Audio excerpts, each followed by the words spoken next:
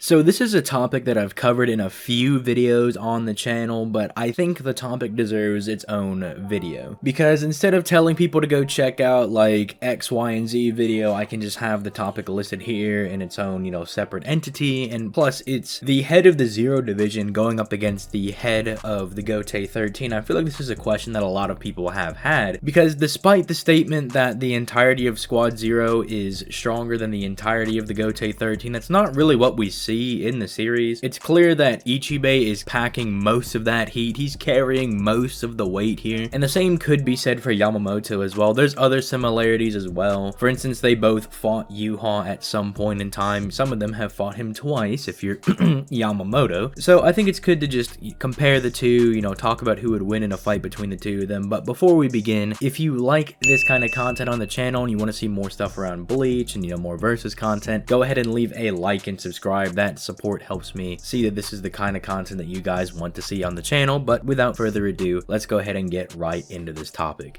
So like we do in every versus battle, we're going to take a look at both sides, look at some of their feats and showings in the series, and then I'll tell you guys who I think would win based on all of their feats and showings. So starting off with Yamamoto, most of his feats and showings don't really matter in the series, because when we get to the end of the series, we have the data book statement saying that even with one arm, he's the strongest captain in the Gote 13, and we have Yuha saying that he is the only one that can contain his Bankai, which those two statements alone are pretty much his best statements in the entire series. They're more impressive than anything he's done. Unless we get some really big, ridiculous statement for either third fusion Aizen or the cleaner, because remember, Aizen only says he surpassed all Hollows in Shinigami once he reaches his fourth fusion, meaning his third fusion is still not as strong as Bankai Yamamoto, and the third fusion effortlessly destroyed the cleaner. So if we get some really good statement for either third fusion Aizen or the cleaner, that would help out Yamamoto, but we don't have any such statements right now. But this would basically leave the two statements we have in the 1,000-Year Blood War being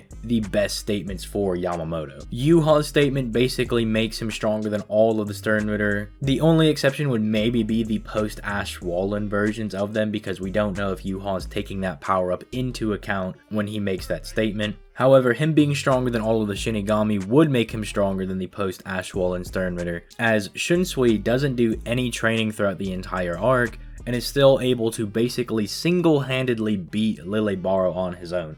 He even had the paddle in his possession, and he just needed Nanao to wield it herself. In fact, he actually helps her wield it in the fight against Lilebaro. So Shunsui basically had everything he needed to beat that guy, and he just needed Nanao to actually hold on to the paddle. So as far as this older one-arm Yamamoto, he should be stronger than all of the Sternritter, should be stronger than all of the captains. And his only real notable L was to Yuha, although that was a pretty bad L, because Yuha just swiped in there and took his Bankai and cut that man in half, although Yamamoto's corpse was still grabbing onto Yuha's leg in a last act of defiance. But not really all that impressive when we have Ichibei over here, who was just smacking Yuha around. Yuha literally could not do anything to Ichibei. He tried to take over his body, tried to restore his powers. Nothing he was doing was working against this guy until he awakened the Almighty. Once Yuha awakened the Almighty, he completely turned the tables on Ichibei, one-shot him and went about his day. So if we're talking about 1,000-Year Blood War, Bankai Yamamoto versus Ichibei, then Ichibei should take this hands down, no problem.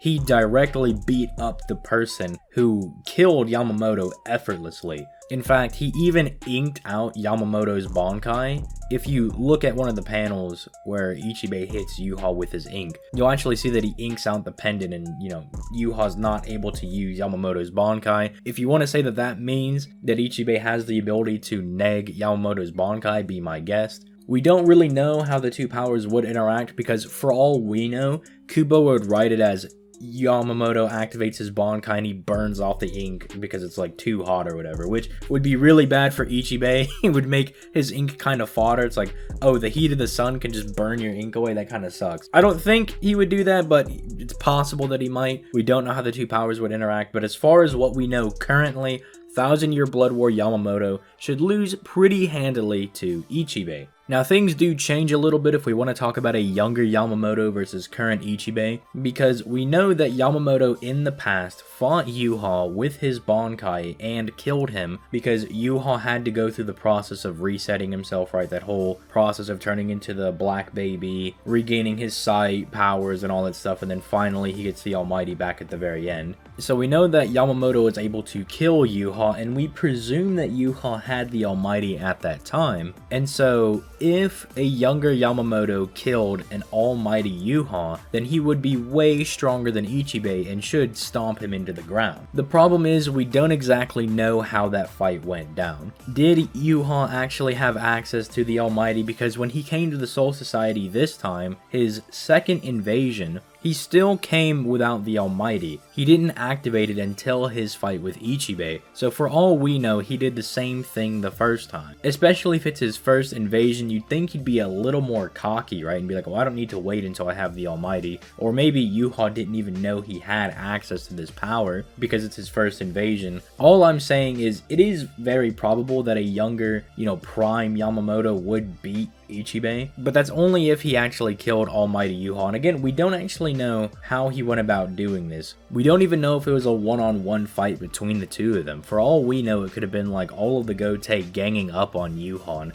Someone might have used some noble artifact that we don't know about to seal the Almighty Omei. Maybe one of the Quincy's, shot Yuha in the back with the silver arrow and took away his abilities temporarily, and that's how Yamamoto was capable of killing him. We just don't know how things went down. It's left intentionally vague. I'm sure we'll get some backstory about it in future novels, data books, and interviews, but currently we don't know enough. So I'll slide it in there for those of you that really like younger Yamamoto. I know the concept of like a prime Yamamoto is very popular, but I'm not going to say 100% that I think he would win, but I do think it's probable to argue that he would win. But with all that being said, I'm going to go ahead and get out of here. Again, if you enjoy this type of content, please leave a like and subscribe to the channel. It lets me know that this is the kind of content that you guys want to see and this is what you guys enjoy. I have other links down in the description as well. My Discord's down there if you want to come debate me on this topic or any other videos that I've done. Or we can have a nice friendly discussion on them as well. That's also fine. You get to choose if we're going to have some shouting match or we're going to be discussing this like gentlemen. I don't really care. I could go either way. It's also pretty nice to just come there and chill, hang out with the boys, I'd be playing Bleach, Brave Souls, Dokkan, all those mobile games, so we can chat about that if you want to join there. My Twitter's also down in the description. I've been trying to be a bit more active over there, so go ahead and give me a follow over there if you feel so inclined. And finally, my second channel is down in the description as well, where I actually talk about things like Fate Grand Order, Dokkan. I'll probably get into BBS in a little bit. I just find BBS a bit more boring to talk about because it's like, they got skills. There you go. That's it. Like, character over. Do they have this skill or do they not? Alright, then they're either good or bad. But with all that being said, I'm going to go ahead and get out of here. You guys have yourselves a nice day. Peace. Late, guys.